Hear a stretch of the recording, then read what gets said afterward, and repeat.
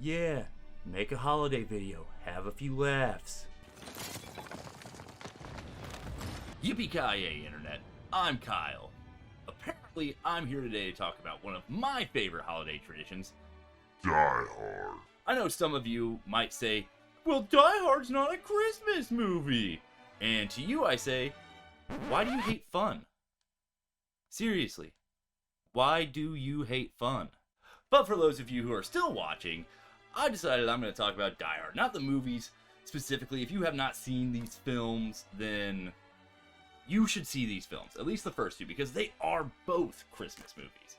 But what I'm here to discuss today are some Die Hard video games. Most of us are probably familiar with the NES version. I know AVGN covered that a long time ago, so I'll just briefly speak about that. Unlike most movie games of the time, this game was actually made by Activision and not LJN. It also featured some really cool stills from the movie. The game itself is essentially a bullet hell where you'll be running between floors, trying to find and disarm bombs, collect objects, and thwart Hans and Theo's plan to steal all of the bonds from Nakatomi Plaza. For an NES game from 1991, it does an admirable job of trying to follow the story of the film. It features several key scenes. You'll fight henchmen on the roof and try to contact the LAPD to no avail. I have to say, it is actually quite admirable how much they tried to adhere to the source material in this game. But that's about the only nice thing I can say about it. Because outside of these few cutscenes throughout the game, it is kind of just a convoluted mess, and you'll always find yourself trying to figure out exactly where you need to go. It's NES hard, and NES convoluted. But at the very least, it does feature a boss fight that is Hans Gruber, which is more than I can say for a lot of games that I'm going to talk about later in this video. There's also the Die Hard Trilogy that came out on PlayStation 1. I played a lot of that as a kid as well, and that game is just alright. It does cover the first 3 Die Hard films, which I'm a huge fan of all 3 of those, but it's kind of just one of those mediocre-ish games that really doesn't warrant a lot of discussion. What I'm here to talk to you guys about today, though, are 2 games you might be unaware of. The first one came out on the TurboGrafx-16. Or it would have if it was ever released in North America. This game is actually a Japan-exclusive PC Engine game called Die Hard. The game opens with a series of cutscenes ripped straight from the movie. You've got the truck in the basement, Hans and all of his goons in their weird, deformed glory, and a slightly chubby, slightly awkward John McClane. And then you get that title screen, with Nakatomi Plaza featured prominently as the sun sets on an 80s LA. And the problems begin almost immediately as you press the start button, or the run button in this case. Do you see what's wrong here? I'm starting in the woods? I'm pretty sure that never happened in the actual movie. But whatever, we'll roll with it. I bet there's a way into the building on the far end of this garden? I'm gonna chalk that up to a bad translation. As you can see, the game itself is a top-down shooter. The game reminds me a lot of Ikari Warriors, except instead of fighting insurgents or terrorists, you're out here shooting janitors? And security guards? It's rather strange. Compounding the weirdness is the fact that you collect tank tops to increase your armor, in addition to all the various other weapons you'll find in the game.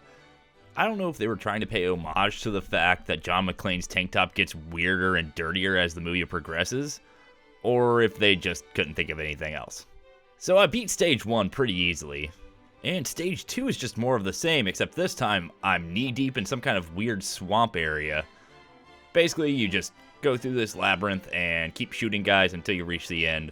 It's definitely not in the movie, but it's not that bad. Stage 3 finds us finally in Nakatomi Plaza itself. Outside of the aesthetic changes, though, it's basically just more of the same. You walk around, you get lost, you shoot guys, and eventually you find the exit. Once in a while, John will make these little quips as you change screens. I found this one particularly relevant. Me too, bud. Me too. Stage 4 is where the game kicks it into high gear. Wait, did he just swear? He just swore. Well, as you can see, the entire level is covered in this weird mesh fencing that makes it hard to see. It obscures everything, makes enemies hard to see, but if you reach the end, you are treated to the first boss fight in the game. That's right, it's Tony, otherwise known as the now I have a machine gun ho ho ho guy. What kind of attacks does he have in store for us? How about throwing a million jillion knives at you? How about a weird extendo pole? You know, literally anything that's not having a machine gun. Ho ho ho. I guess it doesn't matter much at this point since I have a handheld grenade launcher, and have since I crossed a swamp to get into Nakatomi Plaza. This boss fight isn't too difficult once you get his pattern down, and I do love that he inexplicably explodes for absolutely no reason. Classic game logic. We're then treated to a cutscene where John rides the elevator and makes a face that can best be described as the one I make when I'm looking down at my hoagie. Not much in Stage 5 is worth talking about, honestly, outside of the reference to the glass floor. Other than that, it's just another level of the building where you shoot enemies and find the exit. Nothing really noteworthy. The same can be said for Stage 6, which outside of featuring some pits, really has nothing noteworthy about it either. Even John himself acknowledges what a waste of time these past 2 floors have been. On to level 7, which finds our intrepid hero John McClane walking along humongous air ducts that apparently run throughout Nakatomi. I'm sure these don't meet EPA standards as they can apparently handle the weight of a full-grown man with a grenade launcher, but I'm also sure that they keep Nakatomi at a balmy, nipply temperature. Then we find ourselves in our second boss fight of the game. This time, it's against Tony's older brother Carl. And this fight is no joke. Not only will Carl try to keep you pinned down with constant machine gun fire, but he'll slowly destroy all of the platforms on your side of the field. This fight is super intense and actually a lot of fun. And unlike his brother, Carl doesn't explode when you kill him. He just kind of falls over. Put him in a body bag.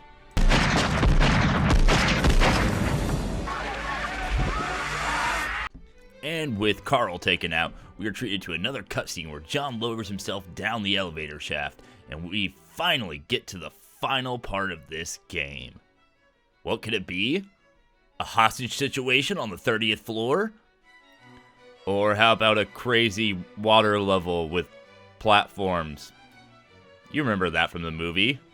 Then we make our way through another caged area where our view is obscured, and then we move into a dark area where you can barely see a thing except for the area surrounding you. But now we finally reached it, the final boss of the game. Who could it be? Hans Gruber? No. It's the helicopter. Which makes absolutely zero sense. This boss fight is hard as dog turds in winter. This fight will test every skill and reflex you've honed throughout your playthrough. The one thing I can't get over, though, is the fact that John is apparently firing at the FBI agents and taking them down. So when I finally was able to beat this fight, I only had one thing to say. Gonna need some more FBI guys, I guess.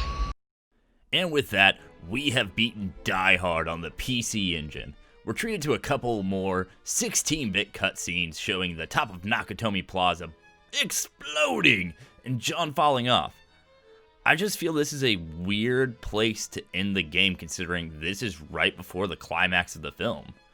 There's no scene where you get to confront Hans as he holds Holly. It just cuts straight to the end, where you guys are awkwardly pressing your faces against each other. Neat. All in all, this is not a bad game at all. It just missed the mark on a couple key points. If there had been a final confrontation with Hans Gruber, this would probably be the best Die Hard 1 based video game. But you don't get that. You just get a fight with a helicopter. And it's kind of a bummer. Well, I need to cleanse my palate after that. I want something that actually feels like Die Hard, that actually follows the story and the trepidation that John McClane has to go through to save his wife on Christmas Eve. That's what I'm here for. And that's not what I got. This is the second game I would like to show you guys. This is Die Hard Arcade on the Sega Saturn. When I was researching games for this, I saw this listed and I thought to myself, maybe someone made a light gun game of Die Hard? That could work. That could be really cool. Time Crisis was one of my favorite arcade games ever, and that kind of gameplay would lend itself incredibly well to Die Hard. And what did we get instead? Well, we got a mediocre beat-em-up game. The game actually starts off on a strong note, though. It shows you what you would expect from a Die Hard game. A police helicopter flying through LA down towards Nakatomi Plaza, which is clearly what this building is, even though it's a little glitchy. But that's about as good as it gets, because once you get to the title screen, you're greeted by a weird-looking John McClane and Taylor Hanson? Jonathan Taylor Thomas. You know, those Die Hard characters. From there, we're treated to a cutscene of John McClane and the notorious JTT infiltrating an office building that's been infested by terrorists. Speaking of terrorists, almost every single enemy in this game feels like it belongs in Streets of Rage, and definitely not a Die Hard game. I will say though, one of my favorite things about this game is the transitions between certain areas of the game. They basically have these amazing quick time events that lead to some amazing moments, like John McClane throwing this Kenta-style knee kick. It's also impossible to talk about this game without mentioning how amazing the plot and cutscenes are. Check this one out. I don't care about the swamp members. Where is the president's daughter? Find her and bring her to me. So I'm going to kind of cut to the chase here. Throughout this game, it became more and more evident as I progressed that this has nothing to do with Die Hard. This game features enemies such as an entire crew of evil firefighters with axes and submachine guns, a weird underpants man whose poop you interrupted, a gaggle of weird robots that you beat to death with their own legs, and cybernetic biker football player wrestler man, just to name a few. All these and more standing your way of rescuing the President's daughter. and defeating the bad guys. So I'm gonna go ahead and kind of skip ahead here, and we're gonna go to the end of the game. It's taking you so long to get rid of those SWAT guys. It's open! It's open! Yes! So after a lengthy quick-time event of dodging falling elevator carts in a shaft, which is probably the most die-hard thing about this game, we finally make our way to the fight with Santa Hogan. The first round of this encounter takes place in an office that feels like it's straight out of a Jamiroquai video. Other than that, it's pretty straightforward. Dodge all the flying crap, keep hitting him, shooting him, whatever you can do to bring his health bar down. Round 2 is more of the same, except this time we're on the helipad on top of the building, and old Santa Hogan has a golf bag full of machetes that he likes to throw at you. It's not the most challenging fight in the world, but it sure is repetitive. And if you're able to best Santa Hogan, you are treated to one of the greatest end cutscenes in gaming history. Words don't do it justice, so I'll just let it play for you now. Thank you! After further researching this game, I found out that in fact it is not a Die Hard game.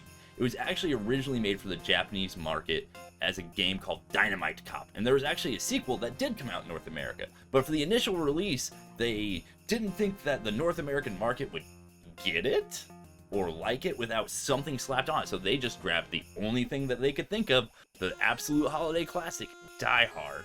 And I guess I'm gonna forgive it a little bit for that, because it did get me to play it, but it's just not any good. I don't recommend playing either of them, because neither one of them really represent Die Hard to me. Die Hard is a story-driven action movie, and it's sad to say that the NES game is probably the game that's the closest to the source material. How can you mess that up this bad? How can you do it? But hey guys, if you liked this video, be sure to like, comment, and subscribe down below. Tell me what kind of games you like to cover, or do you consider Die Hard a Christmas movie? And if not, why do you hate fun? And I would just like to say from the bottom of my heart, happy holidays to you guys. I know this year's been awful. I hope you're finding some solace in whatever traditions you observe, or if you don't observe anything, I hope you are just having a good time, because this has been a really, really crappy year.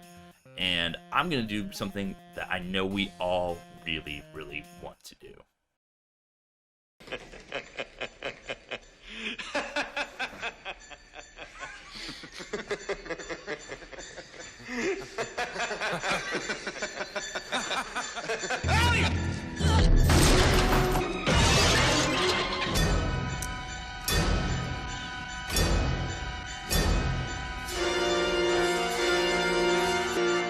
Well, I hope that's not a hostage.